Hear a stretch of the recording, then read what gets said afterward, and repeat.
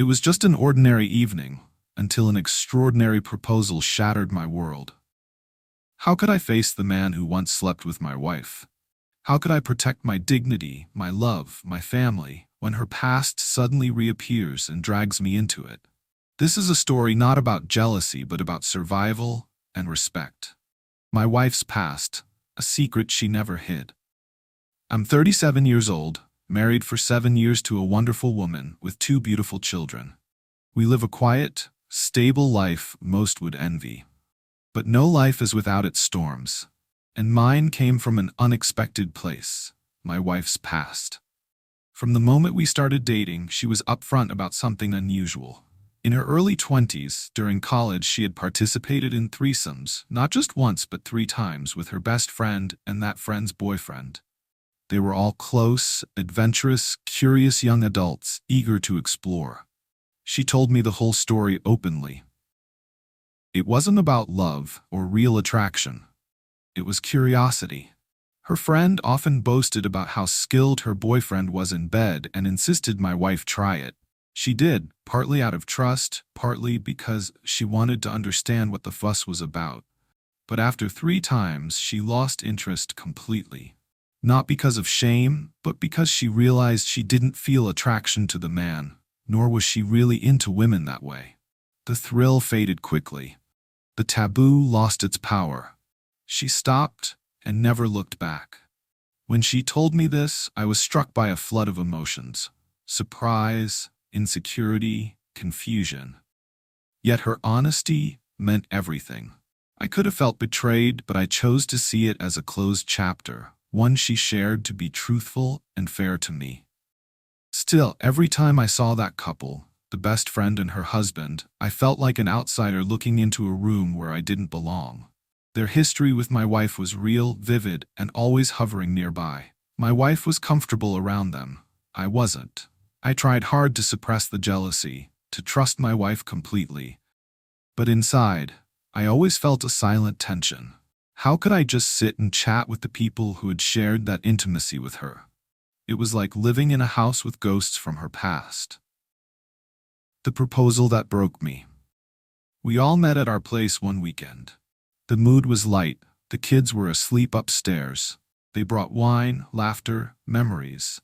It should have been a simple, pleasant gathering. But after a few drinks, the atmosphere shifted. The friend, slightly drunk, suddenly blurted out something about those wild nights. She laughed, teasing. My wife quickly hushed her, turning the topic away. But the damage was done. Later, my wife told me the truth. Her friend and husband had reached out recently, not just to reminisce, but to propose. They wanted to know if my wife and I would be interested in recreating the experience. Not only that, they wanted me involved, or at least watching. I sat there in silence. It felt like a slap. The idea that the man who once slept with my wife, who was not me, wanted to share her again with my knowledge or participation was horrifying. It wasn't just a proposal, it was a boundary violation, a challenge to my dignity. My wife assured me she had said no, firmly, that she had no interest, that it was a chapter closed long ago, before we even met, before we had children. Yet the idea lingered like a dark shadow. They were openly lusting after her again, and worse, they expected me to accept it, or even to join in. I felt exposed, humiliated. How could I face them again? How could I trust her as I used to? Drawing the line, when self-respect speaks, days passed. I couldn't sleep. I was haunted by images and thoughts.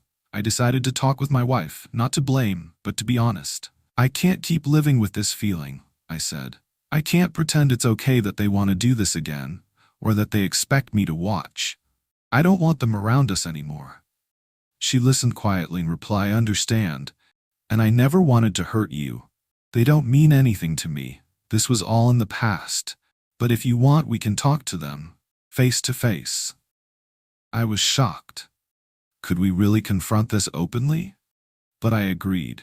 I wanted her to know I was serious, that my trust had limits and they needed to be respected. The idea of meeting them again filled me with dread, but also determination. I needed closure. I needed to reclaim my marriage and my peace. Confrontation. When respect dies. The night came. They arrived with smiles and a bottle of wine, as if everything was normal. I didn't hold back. "I'm hurt," I said. "What you suggested was disrespectful. It disrespects my marriage, my wife, and me. How can you expect me to watch my wife with another man? Especially one you shared her with before." They exchanged glances, then chuckled. "You're too sensitive," the husband said. "We just asked. No pressure. You might actually enjoy it if you opened your mind."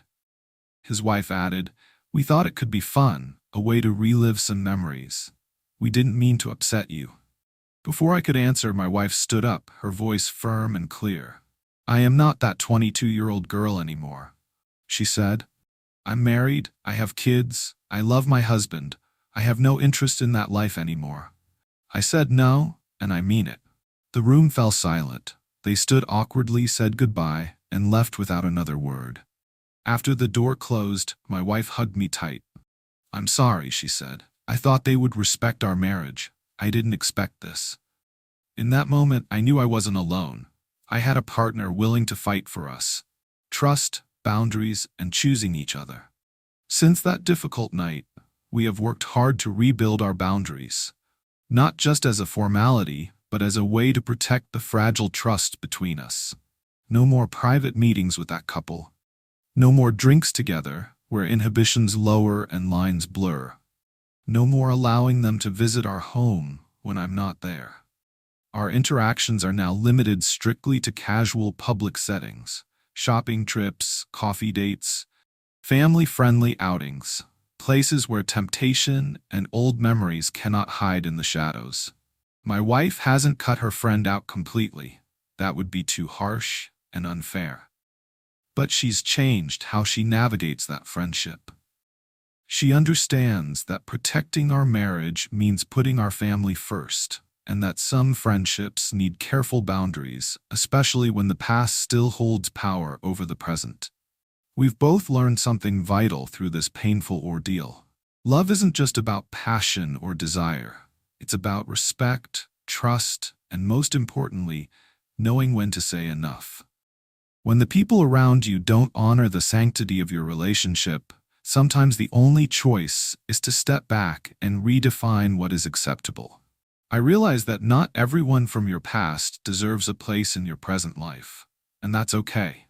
Life moves on, people change, and we have to protect the ones we love by putting clear limits on who we allow in our space, physically and emotionally. Every day I still love my wife deeply, but now, more than ever, I choose her intentionally. I choose her not because of nostalgia, not because of what she once was, but because of the boundaries we protect and the future we are building together.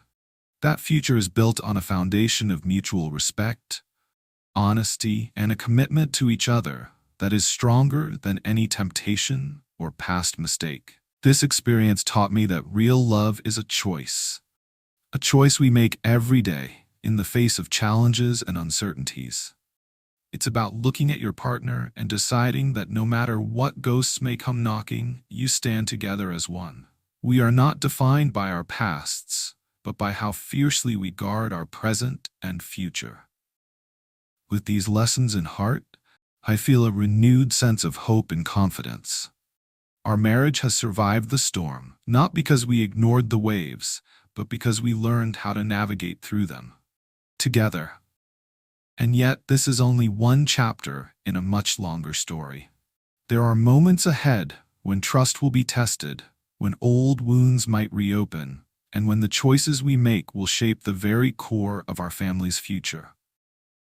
If you want to know what happens next, how we face those challenges, and what it truly means to forgive and rebuild, make sure to subscribe and follow. This journey is far from over, and the hardest battles sometimes bring the greatest victories. Conclusion: love doesn't fear the past.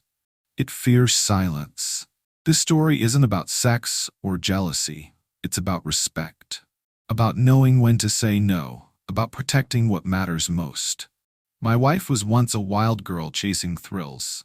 Now she's a mother and a wife who chooses me every day, and I have learned to choose her, Not because of the past, but because of the boundaries we protect and the future we build together. But this is just one chapter of our journey. The road ahead is full of challenges, trust tests, and moments that will define us. If you want to see how we continue to face these trials, how love can heal, and how forgiveness can rebuild, subscribe now and join me for the next part of this real-life story. Your thoughts and experiences matter. Leave a comment below and share your story. Because love is not about perfection. It's about commitment, courage, and the strength to keep choosing each other every day.